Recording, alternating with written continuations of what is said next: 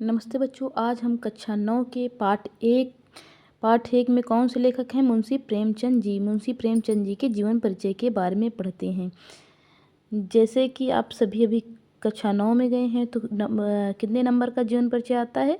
जीवन परिचय आता है 3 नंबर का। 2 नंबर की क्या होती है? 2 नंबर की रचना आती है। हमने इसमें लिखा होता है कि 2 नंबर की एक रचना के 2 नंबर मिलते हैं, तो हमने इसमें 3 लिखे हैं क्योंकि ऑब्जेक्टिव क्वेश्चन होते हैं 20 नंबर में के, तो 20 नंबर में ऑब्जेक्टिव क्वेश्चन में भी रचनाएं पूछी जाती हैं, इसलिए हमने 3 रचनाएं लिखी हैं जो कि बहुत इम्पॉर्टेंट हैं। तो आइए हम कक्षा 9 के जीवन परिचय के बारे में पढ़ते हैं।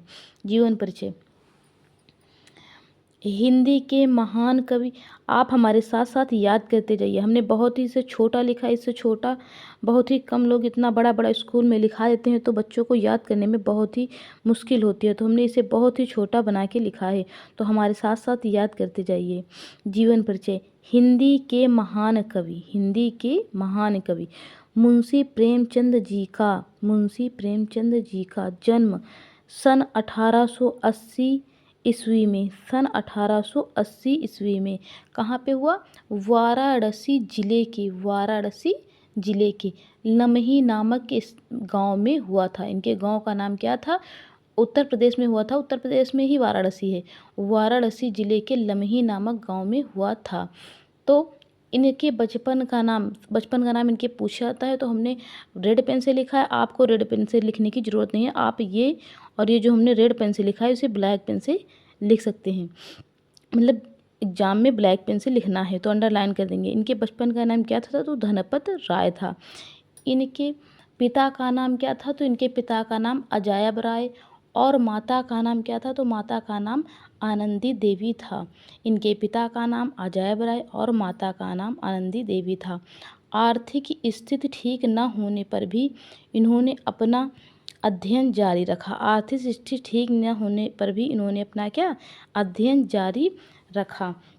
और शिक्षा विभाग में क्या हो गए? डिप्टी सीएम हो गए।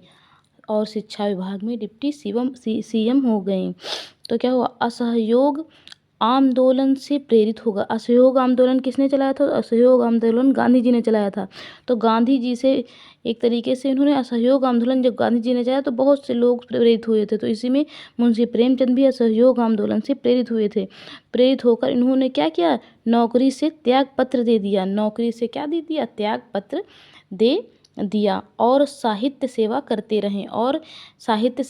रहें, मतलब रचनाएं लिखते रहें, कविता लिखते रहें, निबंध लिखते रहें। 1936 ईस्वी में इनकी मृत्यु हो गई। तो इतना आसान भाषा में इतना छोटा सा जीवन परिचय है।